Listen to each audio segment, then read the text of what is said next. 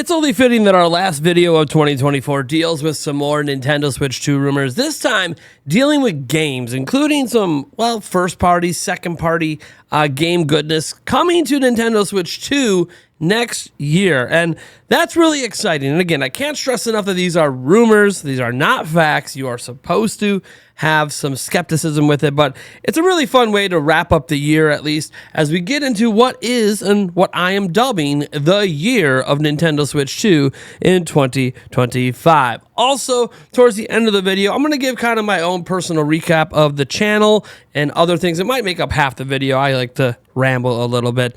We'll put timestamps down below so you can skip to the new stuff, and then if you want to skip to the actual, like, my little recap of the channel and myself in 2024. That would be really cool if you want to listen and watch that. Also, just a reminder at the beginning of the video here, we will be doing a New Year's Eve live stream. So if you're watching this on New Year's Eve and you want to check out that live stream, it's going to be a 6-hour event beginning at 8 p.m. Central Time, going all the way till 2 a.m. Central Time, which is midnight on the West Coast. All right. Also, if you're enjoying the video, I would appreciate if you subscribe to the channel as we're on a road to 140,000 subscribers.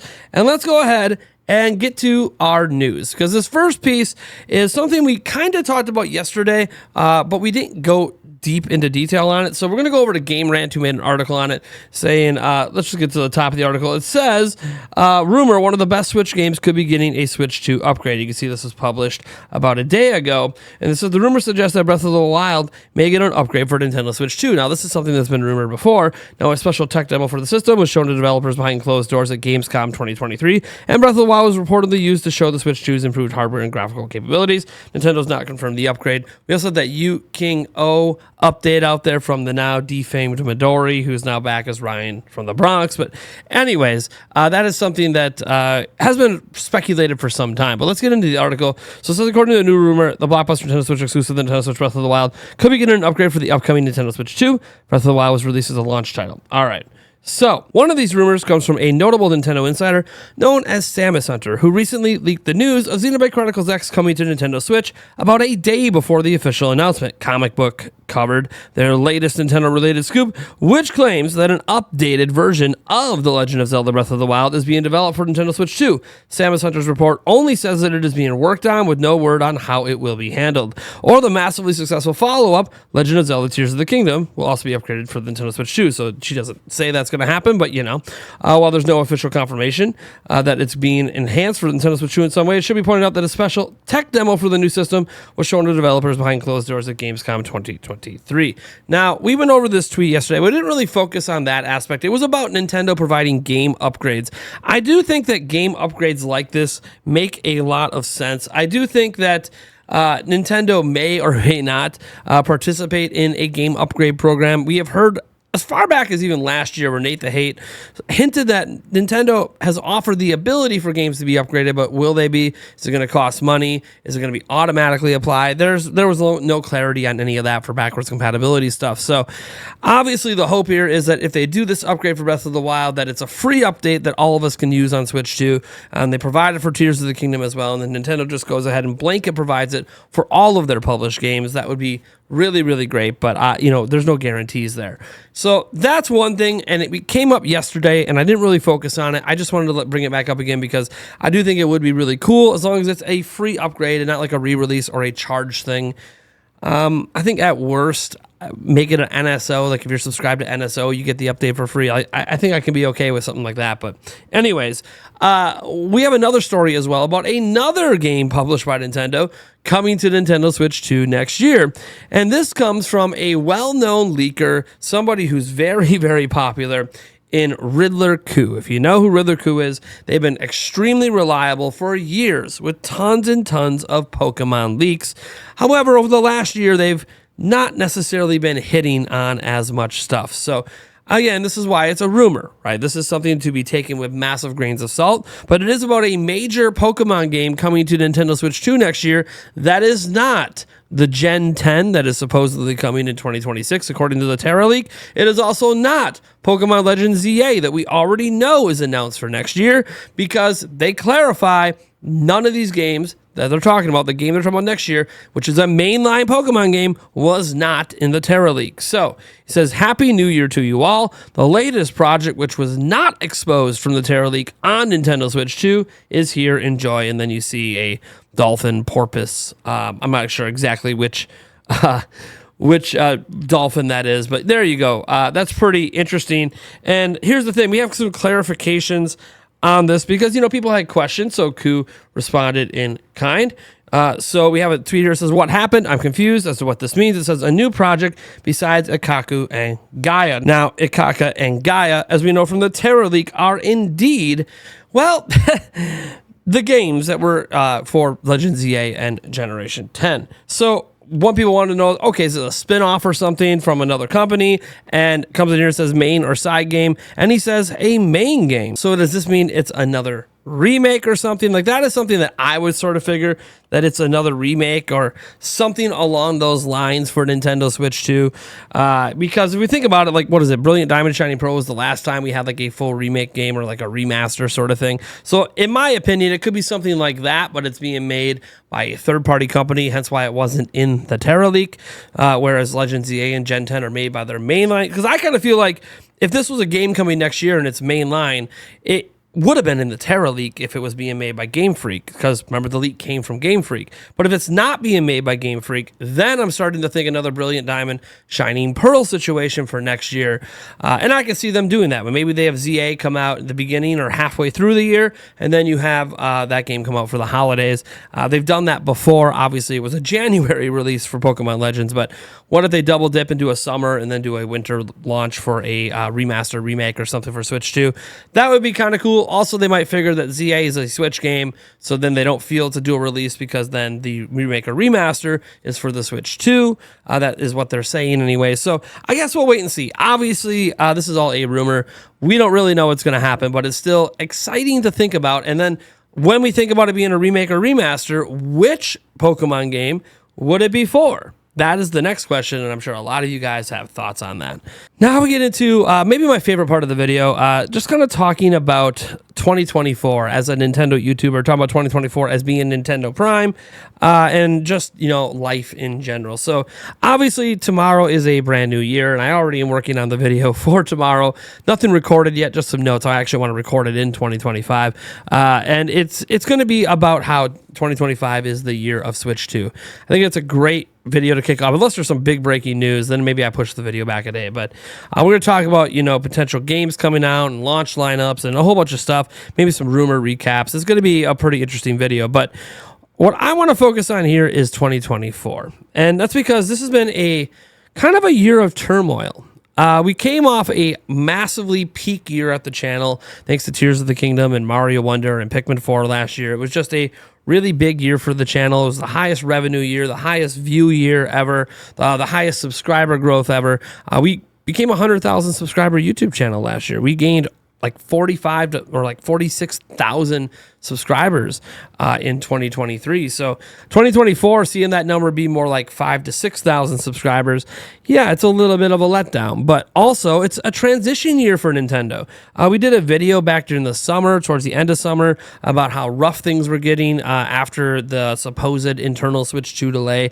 Remember, we all thought it was going to be revealed in March because of Date the Hate, and that didn't happen, and it was supposedly internally delayed. We now have conflicting reports on if it was ever internally delayed, but I have no idea. What I do know is that after that happened, even with that June Direct that gave us Echoes of Wisdom and honestly quite a bit of content, Mario & Luigi Brothership, I feel like it's been a transition year in that all of those games are just lesser interest from the general audience. Like, Echoes of Wisdom isn't selling 20 million like Tears of the Kingdom, right? Endless Ocean Luminous isn't a 10 million seller. Sure, the only 10 million seller that probably released this year is Mario Party Jamboree. And again, Mario Party Jamboree is more of a appeal to a casual wide audience rather than the hardcore faithful looking for YouTube videos. So it's been one of those things where it's been a rough year as a content creator. It's been very hard to create compelling content. Maybe the most compelling thing that happened this year was the Metroid Prime 4 Beyond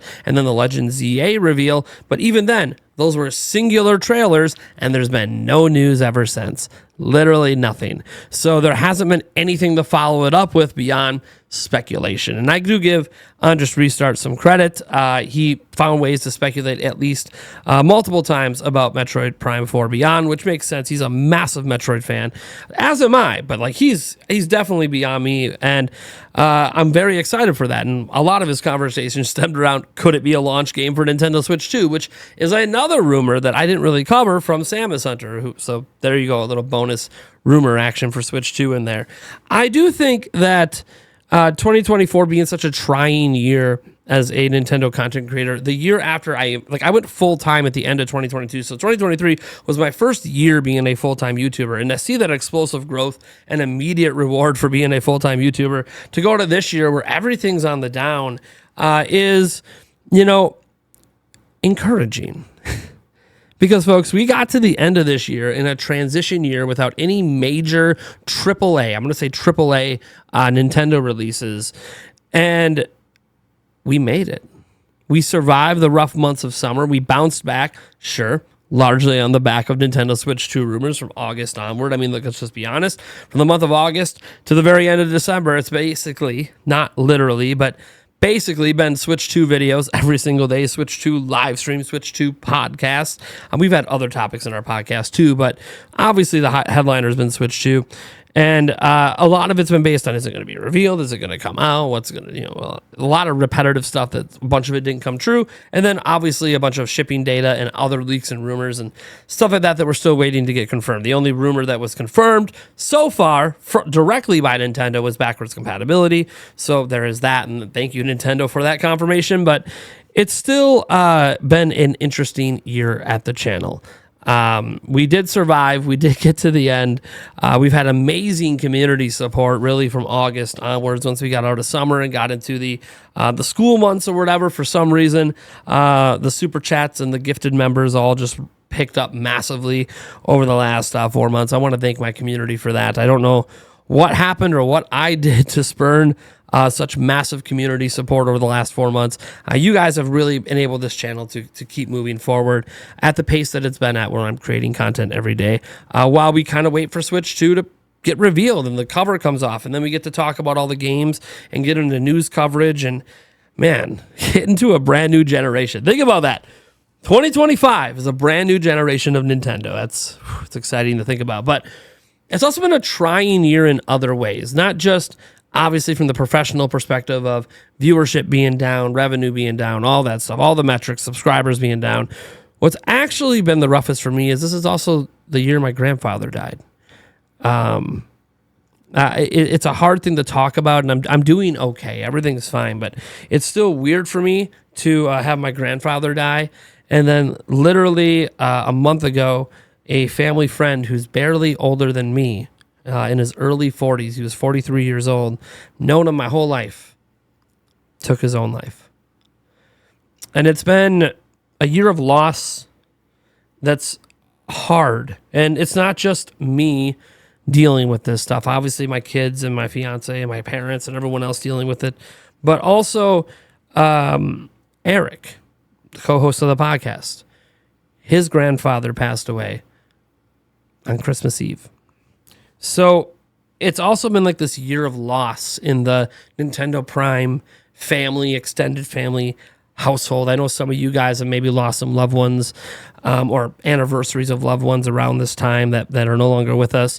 And so it's been a trying time emotionally as well. And this is in addition to any other stuff going on in my personal life with my family, my kids and stuff that I obviously am not going to air any of that online. But you guys, if you raise children, you have a family, there's things that happen that we just deal with, right, as parents. But it's been a trying year professionally and personally, and I just want to enter 2025 with a smile because we're entering a new year, which is a great time to refresh those New Year's resolutions. It's a great time to, try to get a fresh start at life, try to enter it with a fresh perspective, and obviously try to make the best out of the upcoming year from a new system launch that's going to probably do really well for me and the channel and all of you and bring lots of excitement, maybe a little bit of anxiety, but mostly excitement to, you know, obviously hopefully greater family connections, and hopefully not a year that, you know, hopefully it's a year that most of us get to skip losing a loved one would be nice. And hopefully it just ends up being a wonderful, fantastic, less stressful year for all of us as we continue this journey to where we want to go as a content creator. And while I'm a full-time content creator, I'm nowhere near comfortable. I'm nowhere near where I want to be or where I think this channel can go if I put in the hard work and you guys come along with me. I don't know why I get the support I do on my super chats and the memberships in my live streams. I don't know why I get tens of thousands of views every video. I don't know why people choose my channel over other people's channels or in addition to. But I'm thankful to all of you for watching. I'm thankful to all of you for subscribing, liking, commenting, even the people that I disagree with, and we go back and forth a little bit in the comments. I appreciate you guys as well. You've kept me engaged when maybe I was zoning out. So I appreciate that. I appreciate people in my Madden league that I play in every year. You guys are just, you know, add a little zest to my life, something a little different that's not based around my family or Nintendo or anything like that. Kind of gets me out of my usual stick of life.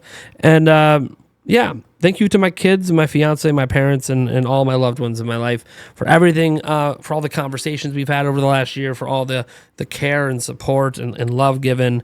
Eric as well, who's been very supportive and helpful this year. And obviously right now he's still going through a tough time. So my thoughts and my prayers are with him presently and will be with him until I know that he's absolutely okay, and his family as well. So thank you guys for being here. Let's enter 2025 with a smile.